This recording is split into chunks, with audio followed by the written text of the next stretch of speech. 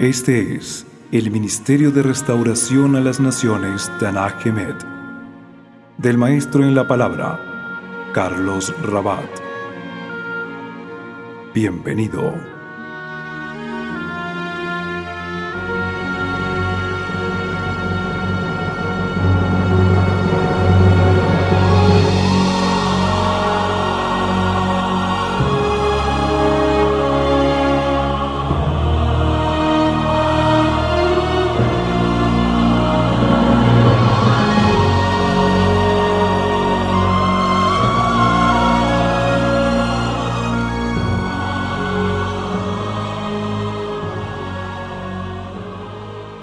Vamos a continuar nuestro estudio que hemos venido desarrollando, y quiero por favor que me acompañen ahí a Efesios capítulo 5.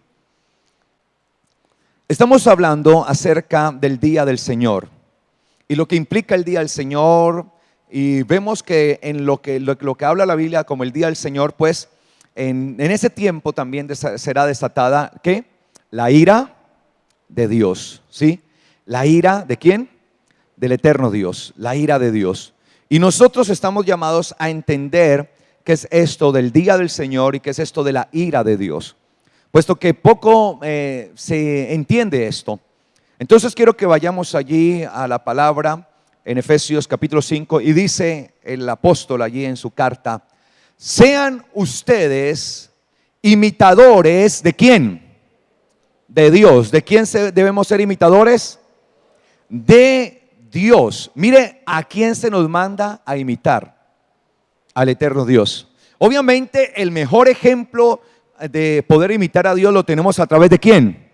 De Yeshua, de Jesús, su Hijo amado, que habitó en medio de nosotros, el cual se hizo carne. Y dice acá: sean imitadores. Ahora, la palabra que aparece allí como imitadores, ¿cierto? Es la palabra griega mimetes, que esa palabra griega viene de la voz media griega mimos. ¿Alguna vez usted ha visto un mimo? ¿Sí? ¿Usted ha visto qué hacen los mimos? Lo imitan, ¿no? Lo remedan, por decir algo, en todo lo que uno hace. Y la Biblia dice acá: sean mimos de Dios. O sea, nosotros tenemos que aprender ¿a qué? A imitar, ¿sí? Al eterno Dios. Ahora mire que se nos pone a imitar directamente al eterno Dios, ¿sí?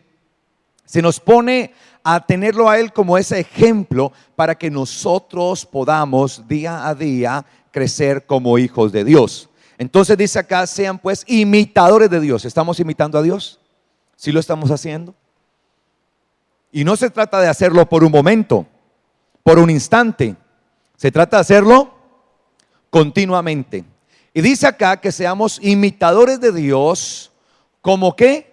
Como hijos amados, de la manera, ¿sí? De manera tal que seamos hijos amados. Ahora, la palabra que aparece ahí como hijos es la palabra teknon. Y la palabra teknon habla de un hijo que está en pleno ¿qué? Desarrollo, en busca de ¿qué? De la perfección, de la madurez. Porque recuerde que la Biblia habla de dos tipos de hijos, ¿ok? Uno que en griego se conoce como huíos, y el otro que es teknon. El huíos es aquel que ya ha logrado ese perfeccionamiento, esa madurez. Pero el teknon no significa que esté excluido, sino que cuando se es teknon es porque se está ¿qué? En desarrollo.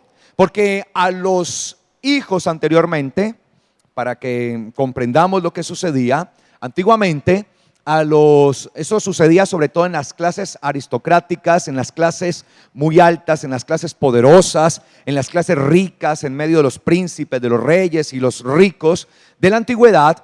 Cuando tenían hijos, ¿sí? Estos hombres colocaban a sus hijos en manos de tutores. Obviamente esperaban a que se desarrollara ese tiempo de ser niños tan pequeños, y llegaban a cierta edad de niños, y ahí se les colocaban unos tutores, unos ayos, unos guías. Y ese guía empezaba a hacer un trabajo. Entonces, cuando se le colocaba el guía, ese niño empezaba a ser un hijo en calidad de ¿qué? De tecnon, es decir, de aquel que está siendo ¿qué? Desarrollado, de aquel que está siendo perfeccionado. Ahí va, aunque no ha alcanzado la perfección, aunque no ha alcanzado la madurez, pero está siendo perfeccionado, ¿ok? Entonces se lo colocaba y el padre de familia era el que determinaba el tiempo que debía estar bajo ese guía, bajo ese instructor, y podían pasar varios años y solamente hasta que el padre veía que su hijo ahora sí tenía el grado de madurez de suficiente, es que venía el acto de reconocimiento o de certificación de lo que se conoce en griego como la huiothesia, ¿sí? Que el padre hacía siempre una fiesta para reconocer el perfeccionamiento, la madurez de su hijo, y en medio de esa fiesta se le entregaba, de parte del padre, se le entregaba al hijo un anillo, un vestido hermoso que era sin costuras, un vestido muy espléndido, y se le colocaban un calzado especial, ¿sí? Se le entregaban esas tres cosas, y eso se hacía en medio de un gran banquete para que todo el mundo se diera cuenta que él había terminado su proceso de perfeccionamiento y ahora era un judíos, es decir, un hijo maduro. Entonces mire que el apóstol Pablo dice acá que nosotros seamos imitadores de Dios y nos pone en un grado de ¿qué? De tecnon, es decir, de hijos que van en ¿qué? En crecimiento, en desarrollo, en perfeccionamiento, como hijos amados, ¿sí? Como hijos que están siendo perfeccionados. Esos hijos amados, obviamente por ser amados, iban siendo perfeccionados. ¿Qué quiere decir esto? Que la única manera que nosotros tenemos para poder llegar a ser verdaderamente hijos maduros delante de Dios es siendo unos hijos que vamos en desarrollo, siendo imitadores de Dios. ¿Cómo vamos a lograr ser iguales al eterno Dios? ¿Cómo vamos a lograr ser perfectos, llegar a ese perfeccionamiento, a ese grado total de madurez como se requiere de todo hijo de Dios? Pues siendo ¿qué? Imitadores de Dios. Quiere decir que desde que cada uno de nosotros empezamos a conocer el evangelio, empezamos a vivir la vida cristiana, cuando digo la vida cristiana es la vida de confesión de Yeshua, porque decimos que Yeshua es el Cristo, el Mesías. La palabra Cristo, Mesías, significa el ungido, el escogido de Dios, el Hijo de Dios. Entonces cuando yo empiezo a vivir esa vida cristiana en la que yo declaro y en la cual yo confieso y creo que Yeshua es el Mesías, el Hijo de Dios, mi Salvador, desde ese momento empieza un desarrollo, empieza un perfeccionamiento en mí, porque es enviado un ayo para mí, es enviado una guía, y de eso voy a hablar en la fiesta de Shavuot, cuando veamos la fiesta de Shavuot. Por eso no quiero adentrarme en este tema tanto. Y allí el Señor va colocando ese guía y empezamos a caminar en ese perfeccionamiento. Pero la única manera que podemos llegar a la perfección es siendo ¿qué? Mimos de Dios, imitadores de Dios. ¿Qué debemos ser? Imitadores de Dios. ¿Qué debemos ser? Imitadores de Dios. Y sigue diciendo el versículo 2: y anden en amor, como también el Mesías nos amó. Mire que se nos pide que nuestro amor debe ser igual al amor de ¿quién? Del Mesías, de Yeshua, del Cristo. Y dice que nosotros debemos tener ese amor de Yeshua, amor por medio del cual el ¿qué? Se entregó, se rindió. La palabra entregar que aparece allí me gusta más que entregar, me gusta esa palabra desde su origen griego, ¿sí? Que significa rendirse. No es que esté mal traducido como entregó, ¿no? Que él se entregó, pero me gusta porque el significado primario de la palabra griega que aparece allí es la palabra rendirse. ¿sí? Cuando uno se rinde ante algo. Y Él se rindió, ¿sí? Se entregó, se ofreció a sí mismo por nosotros como ofrenda y como ¿qué? Sacrificio, ¿sí? Como la ofrenda y como la víctima. Asimismo, una ofrenda y una víctima. Quiere decir que nuestro amor cada día debe ser pulido en el Mesías. Y nuestro amor debe ser un amor sacrificial. Ahora, la pregunta es, ¿por qué se entregó Yeshua? El amor de Yeshua lo llevó a entregarse. ¿Por qué? ¿Por qué? Por amor a los hombres, por amor a la humanidad. El amor del Padre fue vaciado en Yeshua. Y por eso dice que tanto amó Dios, el Padre, ¿a quién? Al mundo, que dio a su único Hijo, para que todo aquel que en Él cree no se pierda, mas tenga vida eterna. Por lo tanto, nosotros debemos entender, mis amados, que ese amor del Mesías, que estuvo dispuesto a entregarse aún hasta en el madero y sufrir el vituperio, el oprobio y sufrir todo lo que debió sufrir, toda esa agonía, el solo hecho de haberse despojado a sí mismo de toda su gloria, de toda su deidad, de toda su gracia con la que estaba cubierto, Él mismo, Yeshua, dice la Escritura que Él vivía en el Padre, habitaba en el Padre, estaba allí en el Padre. Por eso Yeshua dice: el Padre y yo uno somos, porque Él era una esencia con el Padre. Por eso Yeshua salió del Padre. No con eso estoy diciendo que Yeshua era el Padre, no.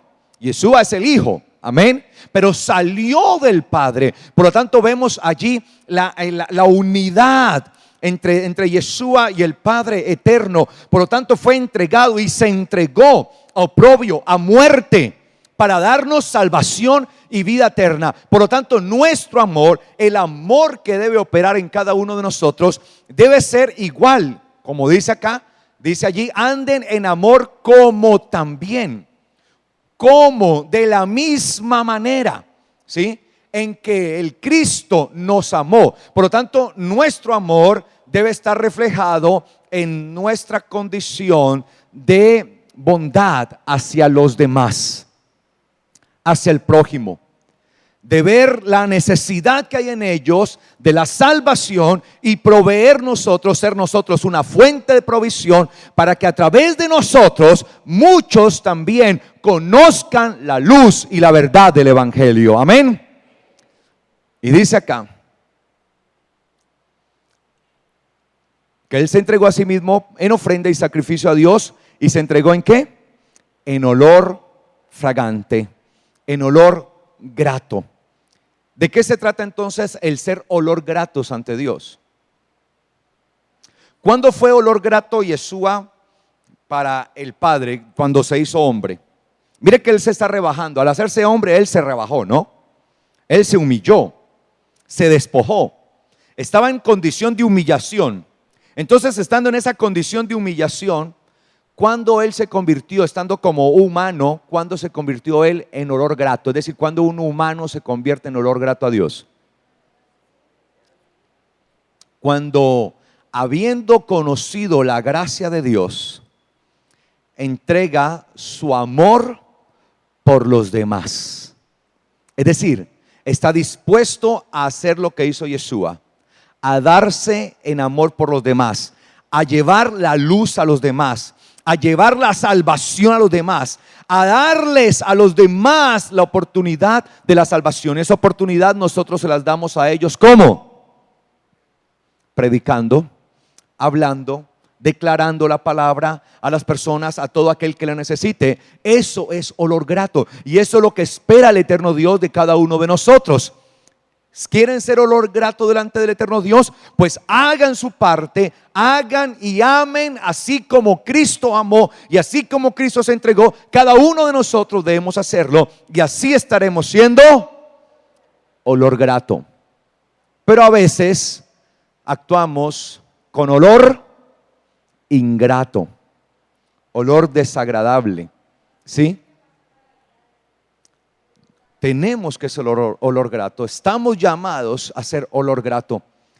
No sé si estamos trabajando para eso y nos tenemos que presentar, y Yeshua se presentó a sí mismo como olor grato, una ofrenda y un sacrificio de olor grato al eterno Dios para dar salvación a todo aquel que en él cree. Y nosotros estamos llamados a darle continuidad a esa bendición, a ese amor. A nosotros se nos ha delegado esa función, ser olor grato para Dios, y lo somos cuando elevamos, ¿sí?, delante de los demás el nombre del eterno Dios.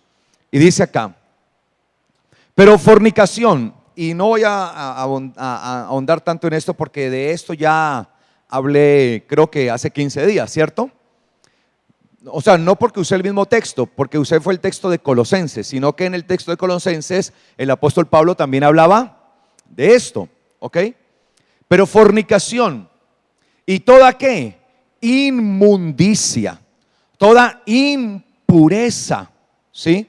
Toda concupiscencia,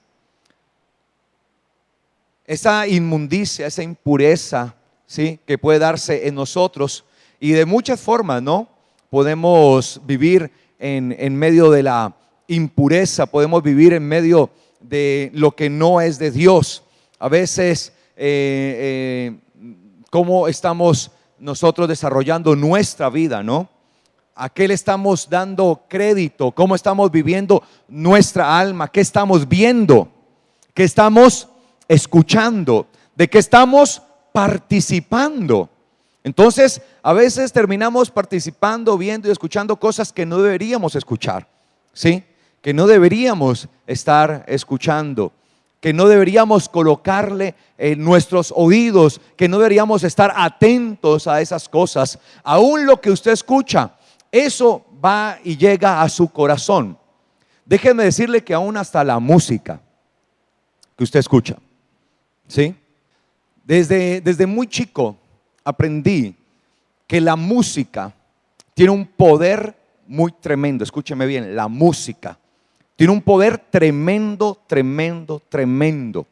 Si usted supiera el poder que tiene la música, entonces atendería a la música de una manera diferente, la trataría de manera diferente. Por eso vemos que cuando Saúl era atormentado, el rey Saúl, dice la Biblia que era ¿qué? Atormentado. Venía David y tocaba su instrumento, y cuando él empezaba a tocar su instrumento, dice que el tormento de Saúl cesaba, y dice que cesaba el tormento de Saúl. Ahora, también dice que cuando el profeta Eliseo iba a profetizar, pedía que viniera un músico y empezaba a tocar, y dice que cuando empezaba a tocar, el Espíritu de Dios venía sobre el profeta y empezaba ¿qué? A profetizar.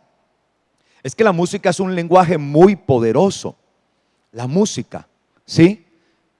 Y a veces decimos, no, es que esta música, su letra no es mala. Ojo, no, la letra tiene que ver, pero es que a través de la música lo que se transmite, ¿qué es?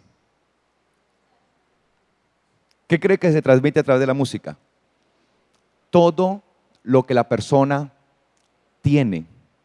La música es el medio por el cual se transmite lo que la persona que está allí tiene. Por lo tanto, una persona puede estar tocando un instrumento, y cuando a través de ese instrumento empieza a hacerlo, se va a transmitir lo espiritual de esa persona, sea bueno o malo. Y eso, como usted está atento a esa música, y para usted eso es lo que tiene captada su atención, porque no es como cuando el vecino le da por colocar el equipo a todo volumen y lo obligan a uno a escuchar esa música, sino que usted está partiendo de la base de su gusto, de lo que usted quiere, y cuando usted pone eso empieza a transmitirle. Y por eso hay personas que de repente empiezan a sentirse angustiadas, como oprimidas, como alejadas, como solas, y entran en estados depresivos y unas cosas tremendas, o entran en unos estados de mucha euforia. porque eso es lo que hay allí, ¿sí? Dentro de la música. Y por eso hay evidencia de personas, ¿sí?, que han escuchado cierta música y luego terminan matándose. Entonces dicen, ay no, es que la música tiene mensaje subliminal. No toda la música en realidad. Lo que sucede es que la música transmite literalmente la parte espiritual de la persona. Entonces puede ser muy linda la canción, pero si quien la está cantando es una persona que no tiene temor de Dios, o quien está ministrando allí tiene una vida que verdaderamente está apartada de Dios, lo que le va a llegar a su vida es lo espiritual de esa persona. Por eso cuando David, mire que David ni siquiera cantaba, él simplemente ¿qué? Tocaba, porque empezaba a transmitir lo que había ¿qué? En él. Asimismo el profeta no recibía esto, porque se empieza a transmitir eso. Entonces la música es un medio por el cual se transmite lo que hay en la persona. Entonces ojo con lo que escucha, ¿no? Por eso nosotros tenemos que alimentar correctamente nuestro espíritu, ¿sí? Alimente correctamente su espíritu, aliméntelo, ¿sí? De verdad. Por eso, qué bueno cuando nosotros nos metemos en la palabra y los cánticos, ¿sí?, que nosotros hagamos sean cánticos que alaben el nombre del Señor, que exalten su gloria, que exalten su poder. Entonces, mucho cuidado aún con lo que escuchamos, ¿sí? Alguien, no, pero a mí me gusta la música electrónica. Tum, tum, tum, tum. Ahí se transmite lo que hay de la persona, es el medio, ¿sí? Entonces, si es un drogadicto, ¿sí?, si es una persona que está en medio de la fornicación y de todas estas cosas, pues todo eso empieza a transmitírsele y va a haber una influencia, porque usted está abriendo sus sentidos, está abriendo toda su vida a recibir eso, ¿sí?, a recibirlo, y eso le va a impactar. Por eso empiece a verificar y empiece a mirar qué clase de música es la que usted está escuchando. Y si esa música no es la correcta, le pongo un reto: tome todos esos CDs o discos o long play, que ya eso no, los LP, ¿se acuerdan? Esos de vinilo, todo eso, y todo eso a la basura, a la hoguera. Saque toda esa maldición, saque todo el anatema de allá, ¿sí? Toda esa maldición, deseche todo eso en el nombre del Señor. Sigue diciendo acá, toda inmundicia, ¿no?, esa impureza que puede haber. Avaricia, de eso también ya hablé, ¿sí? De esa avaricia continuamente, codicia, ¿no?, en la que vivimos en una sociedad que cada vez quiere y quiere y quiere más, y parece un abismo sin fondo, ¿no? Cada persona que desean y desean y desean y desean, y ese desear sin tener llenadero es perjudicial, porque eso trae mal a nosotros.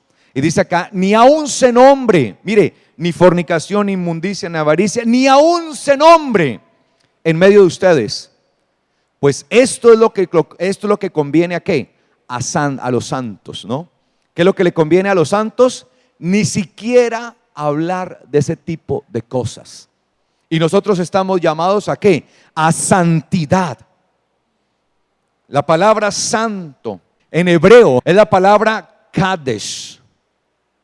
Kadesh, de ahí viene la palabra, es que es la palabra santidad, viene la palabra kadosh, como nombre al eterno Dios. Kadosh, Kadosh, Kadosh, santo, santo, santo, ¿sí? Es el Señor. Toda la tierra está llena de su gloria. Entonces esta palabra que se habla de santidad tiene que ver con estar apartado para, dedicado para.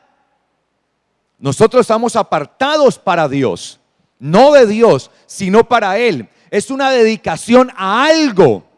Por lo tanto, nosotros estamos llamados, sí, a ser dedicados. ¿Pero a quién? Al eterno Dios, apartados para Él, única y exclusivamente para Él. Y tenemos que definirnos, porque nadie puede servir a dos señores, porque amará al uno o aborrecerá al otro. Y la pregunta es, si yo estoy apartado para Dios, ¿qué tengo que estar haciendo entonces con el mundo? Cuando una persona está apartada para Dios, se supone, y luego está con el mundo, está cometiendo ¿qué? Fornicación espiritual, adulterio. Porque o somos o no somos, o vivimos para el Señor o no, o estamos, o es negro o es blanco, o es caliente o es frío, o es amargo o es dulce, pero no las dos cosas. Por lo tanto, cuando se habla de santidad, ¿sí? Para nosotros debemos entenderla como que nos hemos apartado para el Señor, dedicados a Él. Por eso dice la Escritura que es necesario tener santidad, sin la cual nadie verá al Señor. Es decir, si yo no estoy apartado para Dios, será imposible poderle ver. Yo tengo que ser una persona dedicada al eterno Dios. Amén. Amén. Y sigue diciendo acá, como conviene a los santos de Dios, ni palabras deshonestas tampoco se escuchan en medio de nosotros. ¿Palabras qué? Deshonestas. La palabra que aparece ahí como, o que se tradujo como deshonesta, es la palabra obsceno, ¿sí? Obscenas, es decir, palabras obscenas, que pueden ser de todo tipo, ¿no? De doble sentido, o palabras vulgares. Corrija su hablar, corrija su forma de hablar. Ya de eso también había hablado, ¿sí? ¿Cómo estamos hablando? ¿De qué estamos participando? ¿Cuáles son nuestras conversaciones? Corrija ya. Si anteriormente usted maldecía, ya no maldiga más. Si decía malas palabras, entonces en vez de cada mala palabra, declare una bendición en el nombre del Señor. Amén. Declare una palabra en el nombre del Señor. Entonces eso es lo que tenemos que quitar nosotros. Y dice que palabras obscenas no deben haber en nosotros, ni necedades, ¿sí? No podemos tener ningún tipo de necedad en nosotros, ningún tipo de cosa, ni hablar necedad, no palabras obscenas, ni palabras necias o insulsas o bufonas. Escúcheme bien acá. La palabra que se tradujo acá como necedades o necias, porque esta expresión griega, ni palabras deshonestas ni palabras necias, es la misma idea, ¿no? Entonces las palabras deshonestas que aparecen allí son las palabras obscenas, pero las palabras necias, la palabra necia o necedades que aparece ahí es la palabra griega morología, que significa charla insulsa o bufonada, como cuando usted se burla de otro. Y a veces sí que nos gusta burlarnos de los demás, de sus defectos, de sus cosas. Ay, eso es una charla, es una charla. Y a veces no entendemos que eso puede estar afectando a la otra persona.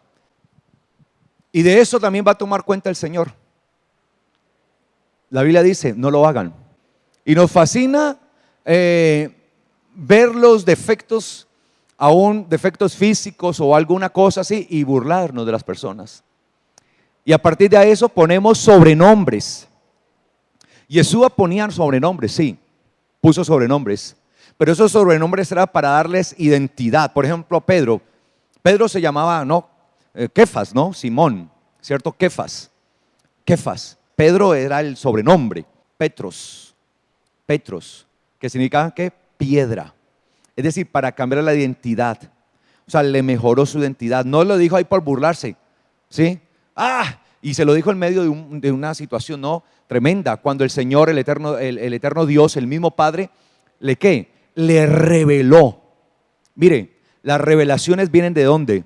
Del cielo, ¿no? Del cielo. Y eso que obtuvo Pedro fue una revelación ¿qué? Del cielo. Hasta ese momento ninguno tenía la certeza de los discípulos, tenía la certeza ni la seguridad que Yeshua fuera el Mesías. Creían tal vez. De hecho se veía, venga, como que hemos hallado al Mesías, como que es, sigámosle a ver, veamos a ver, y ninguno todavía tenía la certeza y la convicción de que Yeshua fuera el Mesías. Y por eso Yeshua empezó preguntando, ¿qué dicen los hombres que soy yo? ¿Qué dicen? Entonces empezaron a responderle, no, uno dicen que tú eres un profeta, que eres Elías. Bueno, empezaron a decirle allí. Y ahora les pregunta, ¿y ustedes qué dicen? ¿Quién soy yo? Y Pedro se levanta y dice, yo declaro que tú eres el Cristo, el Mesías, el Hijo del Dios viviente. Y por eso Yeshua le dijo, yo te digo que tú eres Petros, piedra de construir. Yo te digo, Pedro, y te declaro, Pedro, que esa palabra, eso no te lo reveló ningún ser humano, sino que fue directamente mi Padre que está en los cielos. Mi Padre te lo reveló. Hasta ese momento ninguno de ellos había declarado, ¿sí?, que Yeshua fuera el Mesías. Sospechaban que Él era. Así como había muchos que sospechaban de otros, ¿no? Este posiblemente sea el Mesías, pero no tenían el convencimiento, no tenían la convicción de que así fuera. Y le puso ese sobrenombre, ¿pero para qué? Para darle identidad. Pero nosotros por lo general ponemos sobrenombres ¿para qué? Para burlarnos. Y nos encanta burlarnos.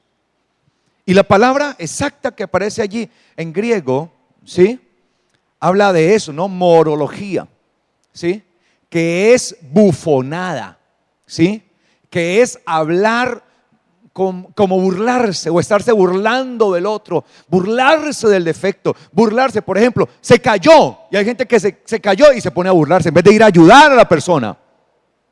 Le está pasando algo a la persona y empiezan a burlarse.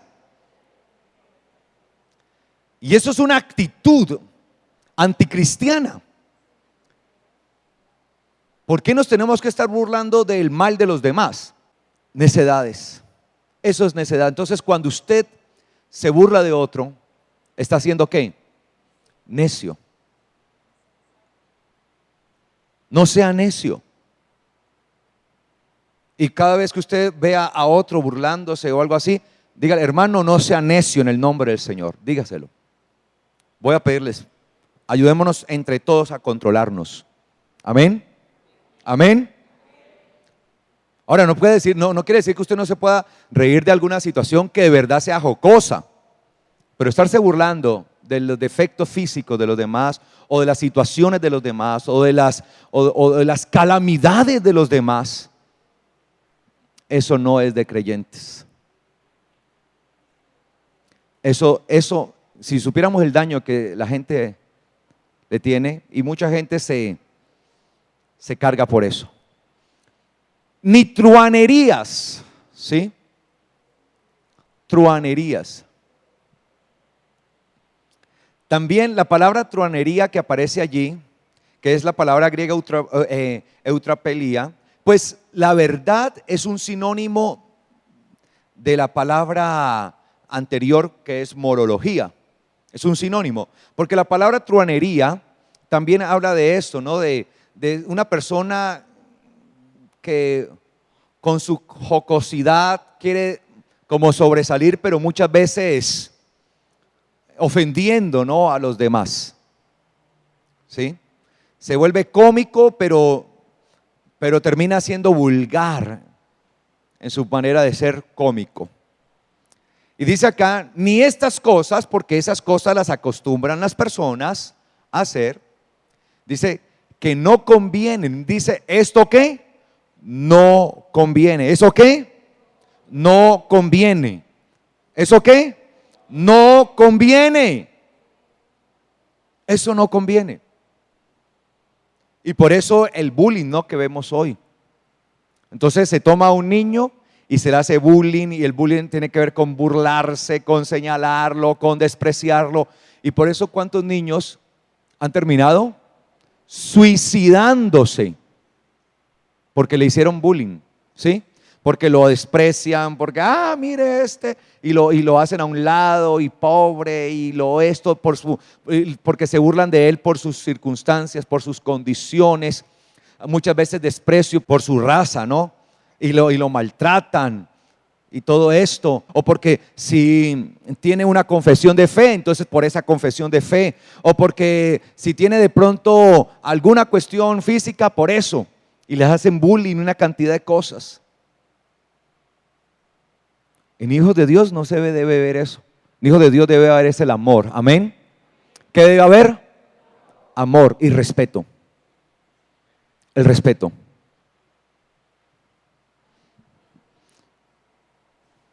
Dice acá, sino antes bien con acción de ¿qué? Antes bien acciones de gracias. Es decir, la palabra que aparece allí en acciones de gracias significa lenguaje de gratitud. Es decir, que lo que nosotros digamos sea ¿qué? Agradable a los demás. Si usted se va a burlar de una persona, ¿por qué en vez de burlarse, por qué no le da una palabra de bendición? ¿Sí o no? ¿Por qué no más bien no le bendice? ¿Por qué más bien no le dice algo a la persona que levante su ánimo, que levante su ser, que levante su alma? Hay personas que necesitan eso. El ser humano necesita eso, ¿o no? Necesitamos ser levantados, ¿sí? Entonces, en vez de ofender, en vez de señalar, en vez de hacer a un lado, en vez de excluir, ¿por qué más bien no incluimos? ¿Por qué más bien no bendecimos? ¿Por qué más bien no declaramos algo de bendición para la persona? Así como lo hacemos de manera tan espontánea y sentimos esa cosa por burlarnos, por decir algo así, ¿por qué más bien no aprovechamos ese momento para declarar una palabra de bendición para mi hermano o para mi hermana? Para la persona que está a mi lado, para mi vecino o para cualquiera de los que estén allí, o mi compañero de trabajo, o mi compañero de estudio.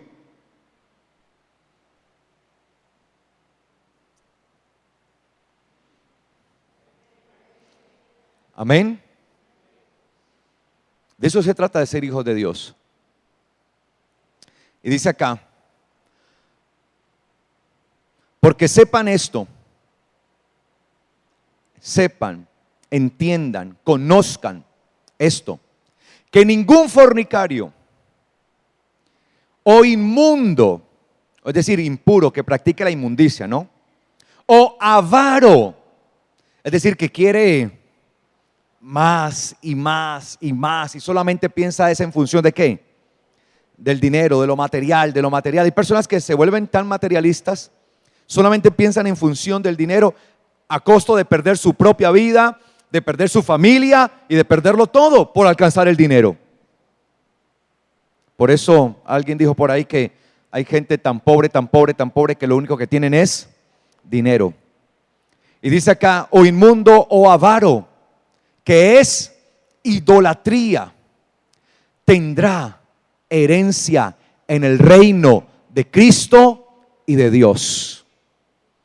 Sepan y entiendan que ninguno que tenga este tipo de actitudes, que viva de esa manera, tendrá parte, tendrá herencia, tendrá lugar, no tendrá posesión, no tendrá patrimonio, no tendrá parte en el reino del Mesías y del eterno Dios.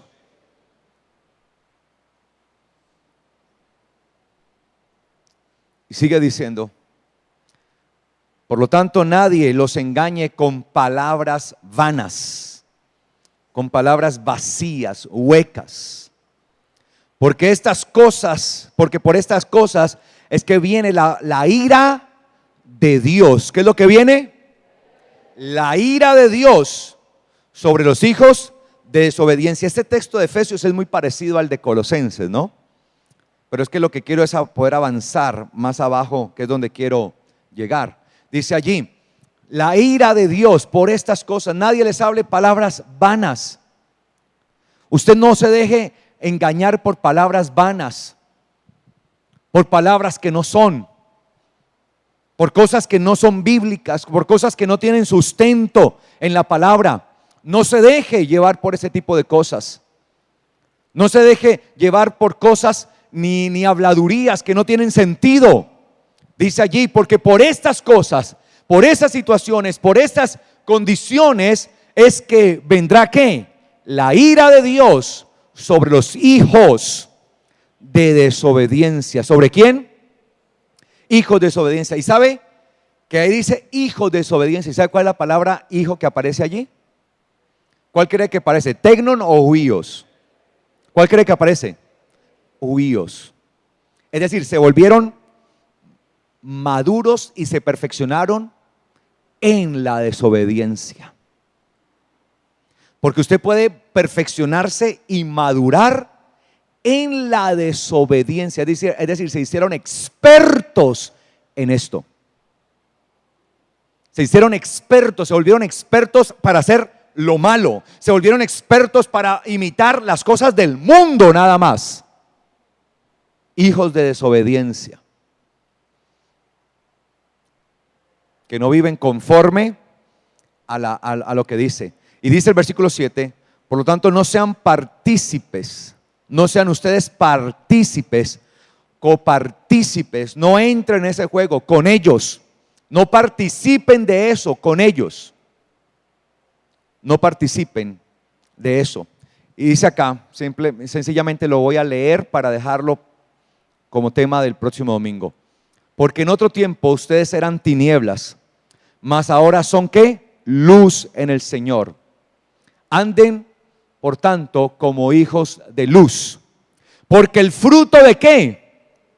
¿El fruto de qué? El fruto del Espíritu o de la luz. Del Espíritu o de la luz.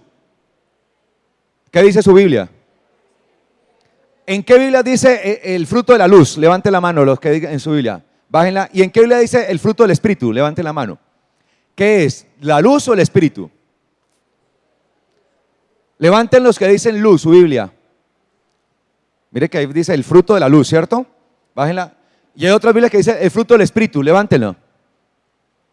Mire que hay otras que dicen, entonces, ¿cuál es la correcta? ¿La luz o Espíritu? Por eso uno tiene que leer el texto en el lenguaje que está. Porque en otro tiempo ustedes eran tinieblas, mas ahora son luz en el Señor. Anden como hijos de ¿qué? De luz. Porque el fruto del Espíritu o de la luz, en unas dice así, en otras dice así, se evidencia en ¿qué? En bondad, justicia y verdad. ¿En qué se identifica? Justicia y verdad. Bondad, justicia y verdad. Y de eso vamos a hablar dentro de 8 días. Bueno, pues se lo voy a decir. La palabra correcta que aparece en griego es luz, no espíritu. Luz. El fruto de la luz. Mire que no es del espíritu, sino de ¿qué? De la luz. ¿Y quién es la luz? Es que el fruto del espíritu, no es el fruto del espíritu, es el fruto de la luz. Usted es la luz. Y ese es el fruto que debe dar. Y eso vamos a hablar dentro de 8 días. Ahora, que hay unas versiones que tradujeron espíritu, por eso lo vamos a mandar a la hoguera. No, tranquilo. Eso más que todo son las versiones que están basadas en Reina Valera. Todas esas versiones, Reina Valera dicen espíritu, pero realmente en griego no dice espíritu, sino que dice ¿qué? Luz. ¿Ok? Phos, en griego, luz. Pero pues tampoco por eso vamos a condenar, aunque pues el espíritu atiende a eso, a que es ¿qué? Luz. ¿Ok? De esto es lo que quiero hablar dentro de 8 días. Porque estamos hablando de que por ciertas cosas viene la ira de Dios, pero ¿cómo hacer para que sobre nosotros no venga la ira de Dios? ¿Qué debemos hacer como hijos de luz? Colocámonos de pies, por favor, esta mañana.